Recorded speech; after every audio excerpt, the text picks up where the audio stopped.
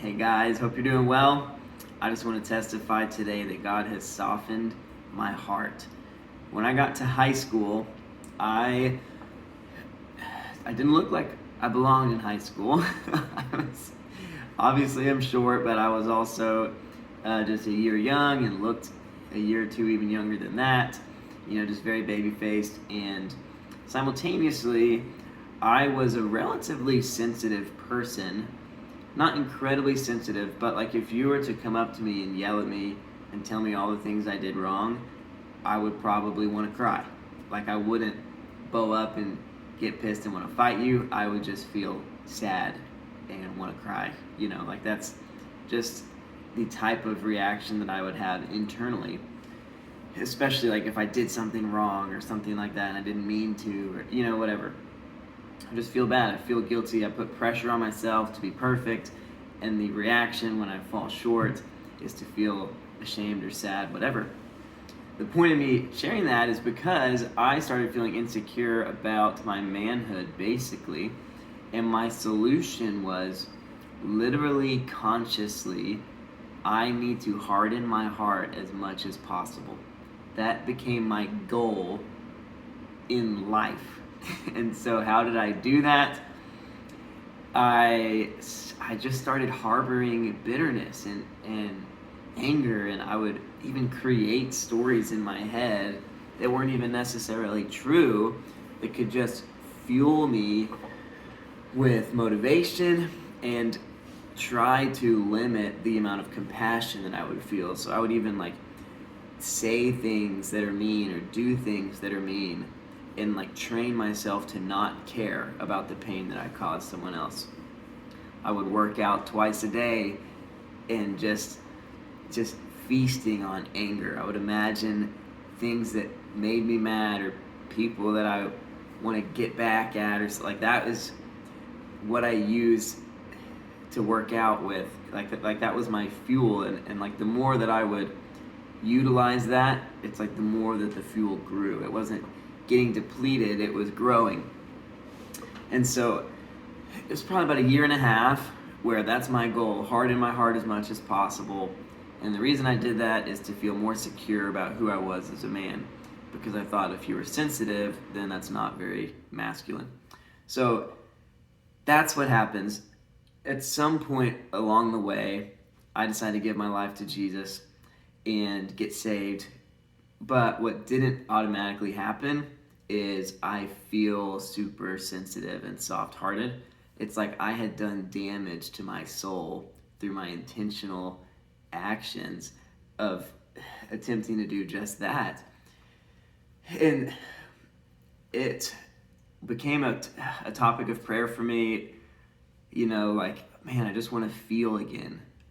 I was so stoic, so just plain, like did not, and I would still enjoy things, like I would still laugh, especially after I started following God. Like there were things that brought me life, but my level of actual heart attachment to whatever it was that was happening, it's like there was this breakdown. It's like the circuit board was broken in my soul, in my emotions, in my heart.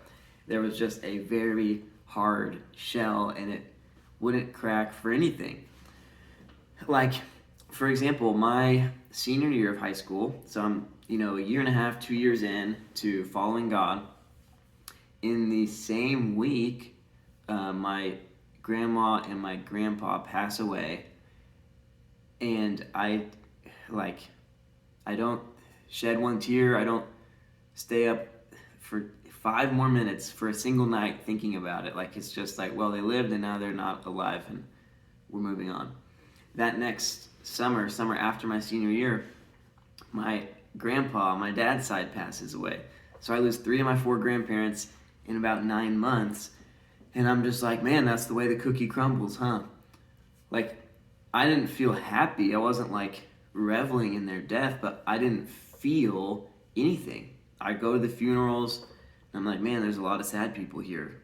Like that's what I'm like observing as if I was just like a fly on the wall, not like you would expect me to, especially considering the degree of relation that I had to these people and what they mean to me and to my family. But I just had broken my heart, like I invested a lot of effort into hardening it, and it was not just going to get undone in a minute.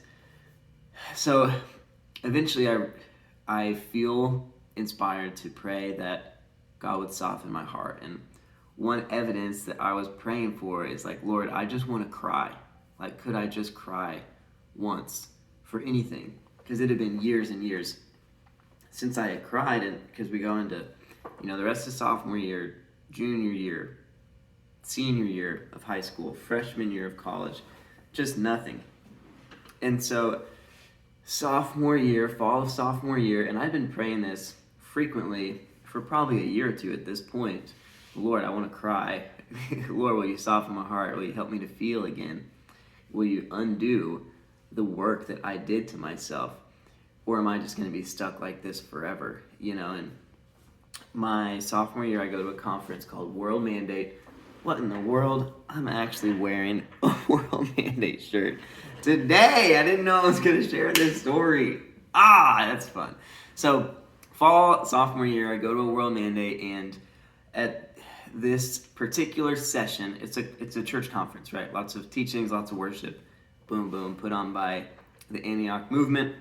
So we go to Waco. We're at this service, and the lead pastor, Jimmy, shares this powerful message, essentially about a time where he almost fell into sin but didn't. And it was weighty because it's like, that's the big dog. Like, he had, like, he's the guy that started the Antioch movement. Like, and he almost made a terrible decision.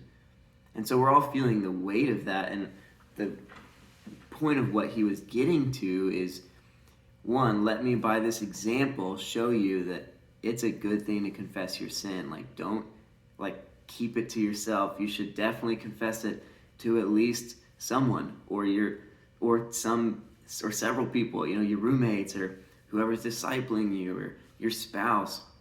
Like, he's like, if I can share this moment that was a moment of weakness and creeping upon sin in my life to the entire conference, can you confess your sin to someone? Because we need to get free from this. We can't just be bound to sin for the rest of our life. And he goes specifically into the sin of pornography, which, if you've watched some of my videos, you know that was a sin in my life for me, and something I was really broken about, something I was trying to be done with forever. And at the end of his message, he allows people to raise their hand if they had been affected by pornography. I think he specifically was asking any women, and he's like, you don't have to do this, just if you feel comfortable. In some way, have you been affected by this? Whether it's someone approaching you, like expecting you to participate in that industry, or someone that you've dated that's exposed you to this, or expected you to do something like what they had watched in one of these videos. Or he left it open-ended in terms of how has this impacted you. But the point of what he was getting at is to help men in the room in particular that were addicted to pornography, that think, oh, it's just my sin, it's just me, it's just my problem. Well, let's see if it is just your problem. Hey, people in the room, have you been hurt by someone else's use of pornography? And on the count of three, he just allowed people to raise their hand if that was true of them. And it was a large percentage of the room. There are several thousand people in this room. It's at the basketball stadium on Baylor's campus.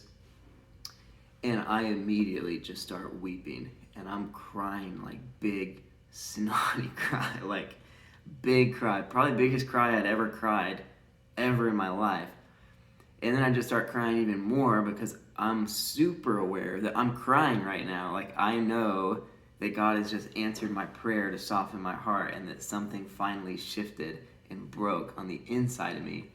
And it wasn't this beautiful cry. It wasn't this sweet moment. It was the pain of sin and just the reality of how it affects people that broke my heart. And so it wasn't even a woe is me cry. It was a me bearing the burdens of others cry.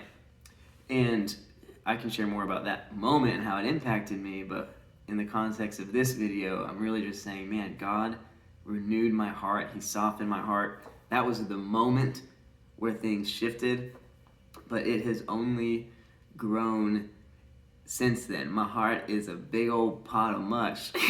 Like, I cried this morning for sure, just worshiping, just singing a praise song to God, and I cry. Like, I cry every single time I watch a movie.